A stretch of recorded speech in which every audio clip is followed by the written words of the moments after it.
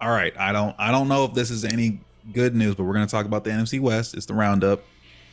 We do this, and if you're new here, we do this pretty much after after every week, just to see what's up with the NFC West, what's it looking like for our Seahawks, and then just if anything interesting is happening. And right now, I didn't predict this, but the Cardinals are on top Yeah, let's go at right four into and it, man. four. Yeah. Cardinals, you are now 4-4. You came off of a nice 28-27 game against the Dolphins, especially Game-winning with the field field goal. goal. Game winning kick, field goal got you over, and we'll take wins as they come. Tua was back for that game. He actually had a pretty decent game, no interceptions, but Kyler Murray had an even better game. Social media was pretty on it with Tua being back because anytime Tua took off for a scramble, they were like slide, slide. Oh yeah, because he actually did scramble. He did scramble one time in that game, and it was like, please slide, Yeah, he had three please rushes slide. for 13 yards. So Yeah, and then that's it. Because no more running around the field. Just get as close to the first down, or get a first down, then slide, please. yeah. Kyler Murray, hey, Cardinals fans and Oliver, your quarterback went 307 yards and two tutties with James Conner at rushing, 20 carries for 53 yards. That's kind of like that. We're trying to force the carries of carrying the ball, but he also got a touchdown too. And man, McBride, 9 receptions for 124 yards. It was tight end day. It was a great day for tight ends out there. Yeah, dude, that Trey McBride is also making freakishly athletic plays like every week. It seems like he's always jumping over somebody. But Can we Tyreek please Hill get a can we finally get had a a good can game we get a again. good tight end too? I mean, I like Noah Fant, but like some days I'm just like, can we get like another? Can we have a two tight end Hey, system? don't sleep on AJ Barner. I think he's going to be something special. As you were saying, my friend. Tyreek Hill finally caught a pass this season. It felt like, but he went Hmm. 672. Devon Achane was really what was going for the Dolphins. Had 97 yards on 10 rushes, 47 of that coming on his longest rush, as well as 6 catches for 50 yards and a touchdown. And Hmm. Raheem Mostert had 9 rushes for 19 yards and 2 touchdowns. So somebody out there was really pissed in fantasy. Oh, I was grateful. I have Devon Achane, by the way, because it's been bad without Tua, and now that Tua's back, at least he can be relevant again. Yeah, I guess that's the way you look at it. I was gonna say like it looked like Mostert poached some touchdowns from other guys, but it's not so bad. I mean, Oh, it's not too bad. if you look at Devon the got win, that reception touchdown. yeah, and I mean kudos to Cardinals. They fought. Hmm. This if you look at the win percentage, win percentage predictor, it was like it was going all Dolphins up until the last 2 minutes, Oh yeah. and so they took care of business. Oh yeah, and who else took care of business besides McBride? McBride just had the yards on his 11 with his 11 targets. Marvin Harrison Jr. 6 for 111 and a touchdown. Michael Wilson 5 for 31 in the touchdown. So I mean they had their two big receivers and some complementary receivers underneath. They were producing. They got some touchdowns. Kyler Murray fumbled the ball once. Buda Baker still being Buda Baker. Otherwise, like on the defense fought hard. And they did. It's funny because even DJ Dallas got a tackle on defense for the Cardinals, which Is that special teams in? How does that even happen? it says Arizona defense. He got a tackle. He got in there. Yeah, it must have Unless been it like was, a muffed kick or something like that, or I don't know. he only had one kick. He only got one kick return for 21 yards, and that was all DJ Dallas did. So unless someone else like fumbled something else, I'm not sure. I didn't watch the game. So otherwise, I mean, Cardinals Cardinals have the did. Cardinals have Bears lined up next. Where do you think they're going to go with that one? Cardinals going to take that one. If the Bears can't get it together with their offensive calling as well as just letting Caleb Williams be Caleb Williams, then I think you're going to have those close games you should have won. So But you're telling me you don't enjoy the refined play calling taste of a Shane Waldron? no, I hated it actually. Yeah, Like he got good from being with the Rams and he was under Sean McVay, but I don't think what he's bringing from Sean McVay or with his own style is working out in the NFL that much because I don't think he'll have.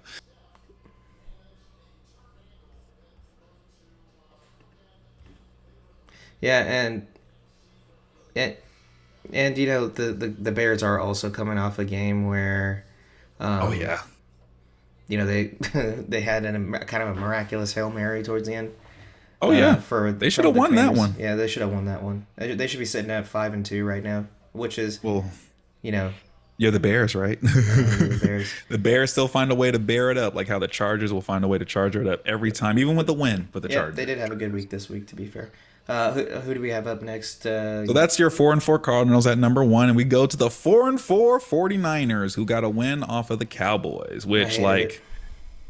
I mean, you either at this stage, I don't want the Cowboys to have hope because that is a rival game for them. So any way to take away hope from them, sure, Yeah, but the Niners are in our division. It was tough. I wish it was a tie where they both lost. True, that's fair. I think we both wanted that, but getting a tie in the NFL is just like so tough because some teams don't really want it. Looking at you, Las Vegas Raiders and Chargers. That was a petty game. Very petty game indeed. Like the players were even talking about, let's just tie it up. But no.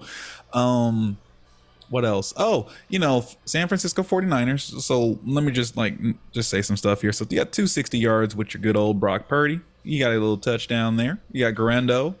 Probably butchered his name. My apologies. But as your running back, I'm not sure what happened to Mason, but he got 85 yards and a touchdown. Kittle went off with 6 receptions for 128 yards and a touchdown. Like tight end day was the best day for a lot of tight ends. I think they even reached a record of how many tight ends were scoring. It was like 10 plus. Yeah, there's a graphic I saw that was floating around. Yeah, so it was a lot. Like 49ers, you did your good thing. The only thing 49ers, and I'm only bringing this up because it kind of pissed me off a little bit. How y'all treated Kaepernick years ago, and then here we go with Nick Bosa coming in after a game with his "Make America Great" stuff, and I was like, okay, and he didn't know no punishments, no nothing. It is funny because I even seen a tweet where someone said like, yeah, I taught the Bosas like in speech class in the summer. And he says Nick Bosa is as racist as he is dumb. So, and I said, wow, okay, cool. So I was like, great, because that happened, and I'm just saying, like, hey, do it to both sides. If you do it to Colin Kaepernick, I mean, why not Nick Bosa? But we know why. So, 49ers, you got your win. Cowboys lost. But otherwise, it's the 49ers being the 49ers. They're 4-4 now. Not sure who's up next for them. They're on bye next week. So yeah, they got a nice bye. George Kittle did good. Debo Samuel did great. Ricky Parcells, after he came back from I think was being shot, among other things, he's just being serviceable. I think he has big things planned for him down the line. So pick him up in fantasy maybe because you never know. Whenever like with the 49ers, you don't know who's going to be the player of the week with them, right? Besides their typical stars. Otherwise, Fred Warner being Fred Warner, the defense being the defense with who they got. He had about 8 total tackles and stuff leading it on the team, and defense. I mean, it was actually pretty. It's weird because it was not in the first half. It was not that much. Dude, I think by the end of the first half, it was like 10-6 to the Cowboys, and then like the 49ers were like, we know who we are, and they scored 21 straight points in the third quarter. Remind me if I'm wrong, but I think Dak was playing like terrible up until the very last quarter. You know how Dak is. He can't play against really good teams, like until teams that, like by the end of the season. Teams that are playoff caliber teams. I think 49ers, while they are having their struggles, they are still a playoff caliber team in my opinion. I even rank them in the top 2 for NFC West. But what does Dak always do? He'll play bad, and then next thing he's like, here we go. Let's just start throwing, and then let's try to catch up, and it's too late by that point. So I mean, the score was 27-10 going into the fourth quarter, and so and that was a score go well into the fourth quarter. So the game was well out of hand. I think it was kind of abysmal from the Cowboys side, and like you said, the 49ers are always going to stick to schedule. I don't think it's even with all the injuries that they've experienced, I think they're still probably like top 3 in the NFC. But yeah, and so they're on bye next week, so they'll be resting up. But that brings us up at number 3, I think.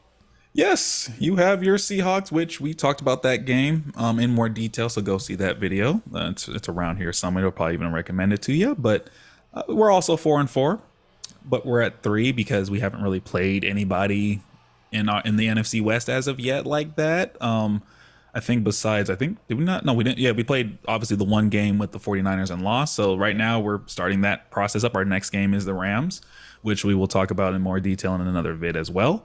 But we'll just see at this point, because like NFC West, everyone can take a win, everyone can take a loss, so it doesn't matter. Yeah. Unless you got anything more to say on us in Nope. that Let's go right sense. into the Rams. Rams. So Rams came off of a really good victory, actually, from being 2-4, now 3-4. They won against the Minnesota Vikings, the then 5-1 Minnesota Vikings. In a So couple of weeks, we could all have the same record in the NFC West, really, right? no, these are facts. So I think now we're starting to get into more of the actual like the games between all NFC West, that once and twice and all that stuff. But definitely, we can keep that same record. I hate staying at 500 though. Like, let me know. Do we go above or we go below 500 at some point? Because we can't go like 9-8 or 8-9. Like, come on. Yeah. And so they had a good game against the Rams, or the Rams Yep, had a yep. good game against the Vikings. I mean, Vikings got out there early at 14-7, Hmm. after the first quarter. So you thought, all right, here we go. The Vikings are going to go, put up numbers. But after that, they only put two field goals on the board, and Rams just kind of chipped away, kind of how they've been doing. They got Puka Nakua back, and And Cooper Cup. and Cooper Cup. And so those two combined for 157 yards on 12 receptions. So, they're back. And then Kyron Williams did Kyron Williams things. We're playing them next week, so that's probably going to be a hot topic because, we're really good at stopping the run, right? Um, but Yeah, Matt when we feel Stafford, like it. when we feel like it. Matt Stafford had 279, 4 touchdowns and a pick. Like, he had an outstanding game. Yeah, Demarcus Robinson, like he literally had he had three targets, but he had two receptions for 35 and two touchdowns. Like, come on. Yeah. Some Puka owners were like, "Come on, give me more." Hey, you get your 17.6 points with Puka being back, or actually, I know a lot of you didn't start him because I faced someone that didn't start him. Cooper Cup, serviceable, back, healthy for how long we don't know. Yeah. And so, unfortunate for us, we play them next week. Any other takeaways from this game? Just don't get it twisted. Yes, the Rams did beat the Vikings. They found a way to beat a team that is winning heavy. It's just with the Vikings, just know that you can't just put 20 points up on any team and expect to just win. Any team going into any game in a week and you only put up 20 points. I think we know that too from old Seahawks ways. Putting up only 20 or to 24 points is not going to get you a win And unless your defense can keep them down. But that's hard. That's tough. of course, yeah, of course. And I mean, the Vikings fans are probably pointing to the face mask that happened in the end zone to kill the game. Of course they will. Of course they will. That there's no guarantees. There's a lot of woulda, coulda, shouldas. If you're gonna blame a single moment, then maybe that's something you got to deal with. But the game is Hmm. played over 4 quarters, Yep. and you didn't score any touchdowns leading up to that point. Like, what makes you think it was going to be any different? Kind of All thing. I see is two field goals in the third and the fourth quarter. That's not enough. Yeah, and That's so not enough. Rams got a good win. They got an important win, especially Yep. as it seems like players are coming back and getting healthy, and they're keeping it tight in the NFC West, which is everybody's a game apart right now. So At least we can see from this game that you can still throw on the Rams because Justin Jefferson had 8 for 115. but that's JJ. So He's special. don't get it twisted. That is JJ, and we are missing DK Metcalf for this upcoming game. But I feel like there are air yards to be had, rush yards to also be taken too. Although they only held Aaron Jones to 19 for 58 yards, so that's something. On the Rams, like, hey, that rushing defense on y'all side is doing something. So they're turning into a tough team because they're getting healthy, and they have like a good offensive minded point going forward with Sean McVay at the helm. So what can you do? Yeah, and that's your 3-4 Rams though. you called out the Rams being able to defend the run. Yeah, go check out our review of Seahawks in Week 8 against the Bills because I think that the Seahawks are really good at running the ball. Oh, very Sarcasm good. button. So good at running the ball. We're the best, if you will. Number one in the Number league. one. Number one. But yeah, So yeah, that's check out that video next week, or check out that video for next week's matchup. We should have that up pretty shortly too between the Seahawks and Rams. But yeah, any final thoughts here, Adam? Um, for my good old Seahawks, um, I'm only saying this because you did have the video up, but at the same time, I do think we need more veteran help on the defense of knowing basically like Richard Sherman on his podcast was basically just saying that the defense does not really have many people that have like been there and done that to at least lead the team. Because even I'm sorry, but like when you have, I do know they dabbed up and said like, yeah, we're cool, we're good. But like when you have your teammates fighting on the sidelines instead of putting that fight to the other team across the side, that's where you have to start looking at like, okay, lack of leadership. Because if they're not looking up to Jaron Reed as a leader on the defense, like who are they looking up to? You know what I mean? Yeah, they got Leonard Williams too, but yeah, they don't have that same. They don't have the Quandre Diggs. They don't have the Bobby Wagner. They don't have those guys anymore. Right. I'm not saying. And here's the thing about Bobby Wagner. He's at least good in getting tackles, defending the run. He wasn't all that great later in his years with like Pass just coverage. pass coverage and stuff. And that's what McDonald wants out of his linebackers. Like all his linebackers have to be able to cover the ball because in his defensive scheme that he's working with Gruden, it's you have to be able to basically you're gonna be in coverage. You are going to be in coverage, like no matter what you do, like you're going to be in coverage and stuff like that. Um, so, and I think that's why they let him go. I would have kept him at least for one season, at least to have him like a send off hurrah moment. But that's just me. I wouldn't have let him go. I would have let Brooks go. I mean, but I get like when you have a new head coach, you're gonna let like a lot of people go and get like new people in there and stuff. So again, growing pains. We have to have patience.